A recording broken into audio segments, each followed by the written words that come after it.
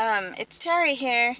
I was asked to share a story by a friend, a true story of my life, something that happened in my life. I was asked to share it by a friend, so I thought I would do that. I think it's very insightful, and um, I hope it speaks to somebody out there.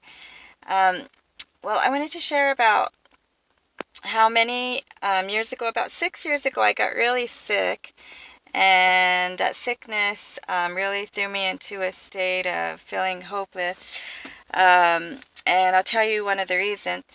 Um, I had had a surgery and I had been in chronic pain. And the surgery, I thought after the surgery I would come out of the pain, but the pain was still there. And it was really hard. And I really began to, because I was suffering and because I embraced that suffering as something that was from the hand of God, it really put me in a dark place.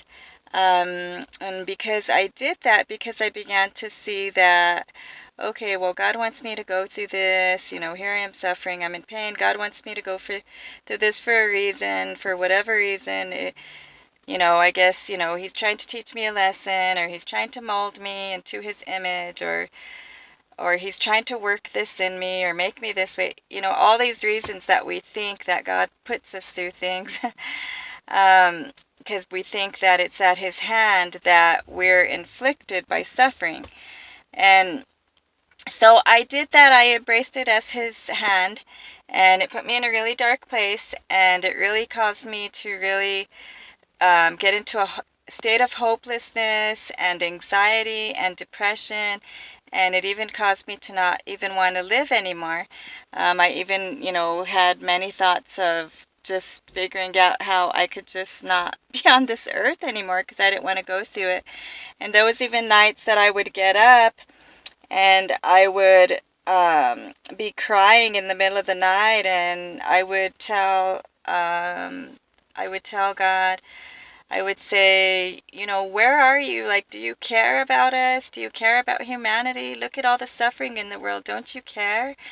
And I really began to feel like a little girl whose father had left her and hurt her and abused her, and it was just the worst thing ever. And I even called my I even had called a church, and I had to, asked a pastor by telephone. He was of some healing ministry, and I was just so desperate. And I asked him if he would pray with me. And before he prayed for me, he said, "Well, before I pray for you, I just want to ask you to take a moment to just go ahead and confess any unconfessed sin in your life." And I thought, oh my God, here I am feeling so hopeless and wanting to take my life and overwhelmed, and I have to deal with this moment of trying to figure out everything that's wrong with me when there's already all kinds of stuff wrong with me. And it was just so overwhelming, and I just went along with it, and I didn't even like do what he said, but I just took a quiet moment to just hurry up and get it over with. And then he prayed for me, and I was just glad to get off the phone. And oops. And I was just glad to get, sorry, my Bluetooth was ringing. And I was just in a hurry to get off the phone. And, I just really sunk into a really depression. Finally, by God's goodness and His love and mercy, I came to a place where I thought, you know what? Father's love has always got me through, and I don't have anything else. I'm just going to go ahead, no matter how I feel or how my thoughts are trying to see things. I'm just going to embrace His love for me.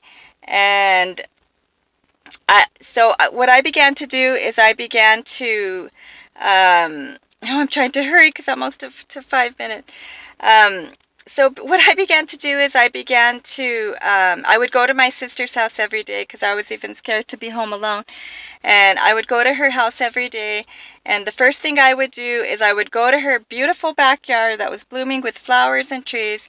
And I would walk around that yard for a long time. And I would just thank God for every single thing in my life that I could think of that was good and that he had done, and all of his goodness. I focused on the goodness. And that really helped me to start seeing God as, not just God, but as my Father again, the Father who loves me and whose love embraces me. And, as I started to just see myself wrapped in his arms again and in his love's embrace, and to realize that it was never him that had afflicted me with this suffering, but it was him who wanted to love me in the midst of the suffering. It was then that I really began to see clearly, and light flooded my being, and I was able to overcome that situation. But my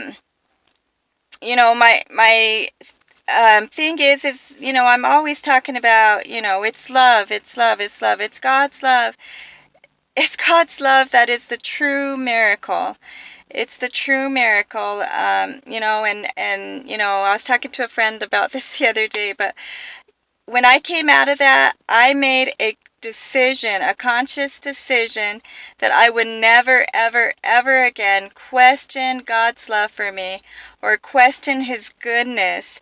And I would never accept things that happen in my life that are hurtful.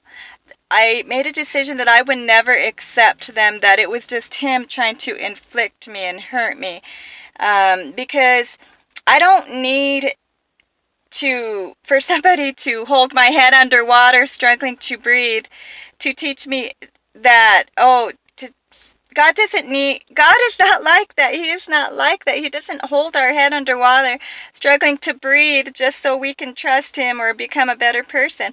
No, it's his love for us that embraces us. It's his love for us that accepts us, and it's his goodness upon us and his goodness in us that causes a change in everything that we do and everything we say and the way we treat each other.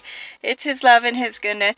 And, just embracing his love and goodness and knowing that I'm embraced by his love and goodness has helped me to embrace others, and to let them know they're embraced in his love and goodness, and to embrace them in the love and the goodness that I am.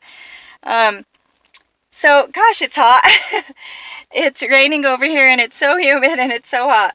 But I don't know, I don't have all the right ways to explain things. Sometimes I'm just telling a true story, and whatever you glean out of it, then, that's wonderful. The main point is that God is love, and he is good.